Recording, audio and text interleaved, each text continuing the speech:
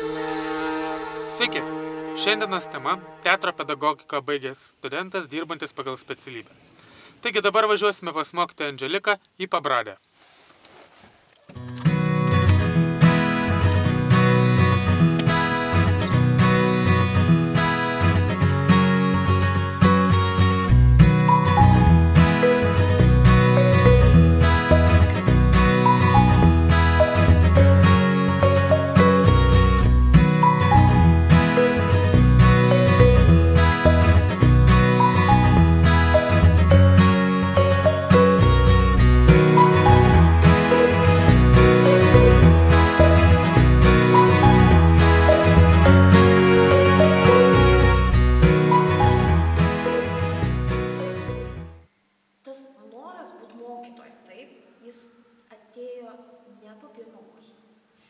Jisai atėjo jau vėliau šiek tiek. Netgi kiekvienam kurse aš galvojau, ką aš čia veikiu, kodėl aš noriu mesti, aš noriu išeiti, aš nenoriu būti mokytoju. Ir tik tai, kai aš pradėjau dirbti, aš supratau, kad tai yra faina. Tai, kad tu darai, tai yra prasmė, kai ateina vaikas su degančiom akim ir jis tave ima, kai žmogus iš tavęs ima. Žmogus, kuris nenori imti, tu jam ir negali duoti, tu gali nertis iš kailio, bet nieko nebus. O čia tu gali duoti. O pats darbas, jeigu aš apie darbą, apie emociją, tai buvo labai geras jausmas, nes tu daug žinai, tu esi baigęs, turi didelį bagažą, tau viskas yra šviesi, žaidimai švieži, ta teatro istorija švieži, tu viskas toks instaliuotas aparatas ir tu viską nori atiduoti ir tu duodi daug. Ir tada užsikabina vaikai per tavo paties energiją.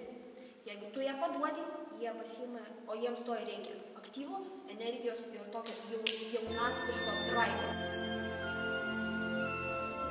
Nors ir labai vertina universitete įgytas žinias, tačiau dirbdama pedagoginį darbą mokytoja Andželika supranta, kad ne viską įmanoma išmokti iš vadovėlių.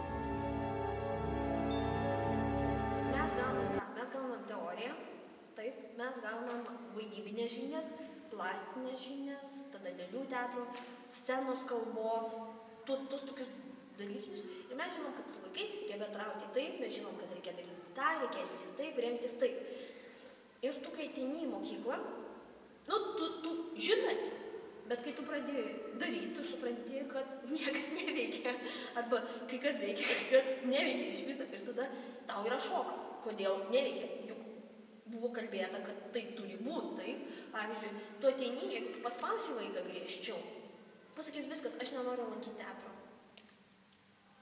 Aš nenoriu lankyti teatro, viskas aš išeinu, taip. Kitą paspausi, jis tau šedevrą padarys, taip. Vienam reikia mažesnius reikalavimus, jis ateis padarys ir jam bus gerai, gaus 10 fainai. Kitas, žinai, sakys, kodėl jam 10, o man ten tiek. Aš tai padariau tiek, jis taip. Jeigu jam mažesnė ir atsiranda tokios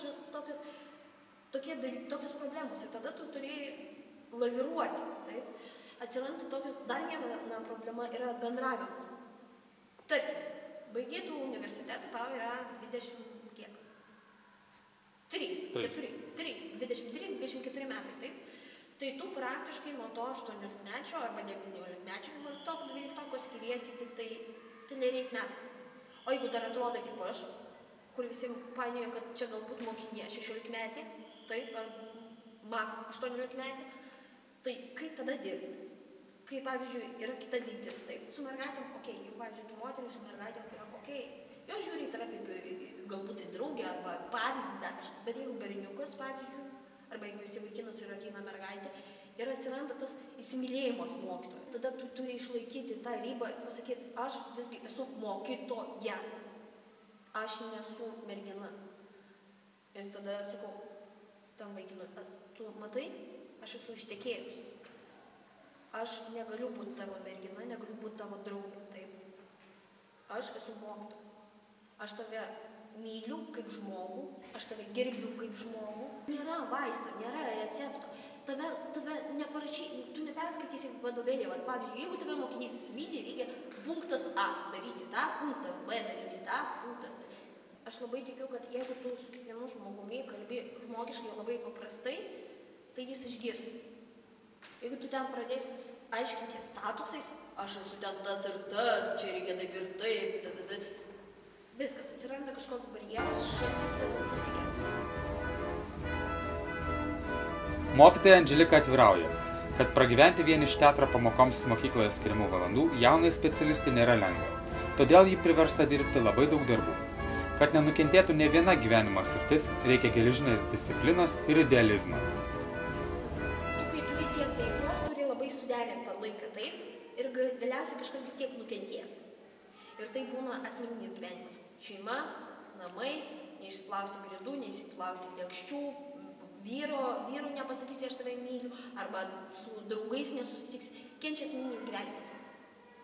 Tai va, ir tu tą visą laiką, viskas, tu žinai, kad tokią valandą turi būti ten, tokią valandą tu turi tą pasidaryti, tokią valandą tą turi pasidaryti, tokią valandą tą pasidaryti, tada grįžti, dar turi parepetuoti, dar turi perskaityti scenarijų, dar turi parepetuoti tą, dar reikia pasidomėti, kas vyksta aplinkoje, dar pasiklausyti muzikas, sužinoti.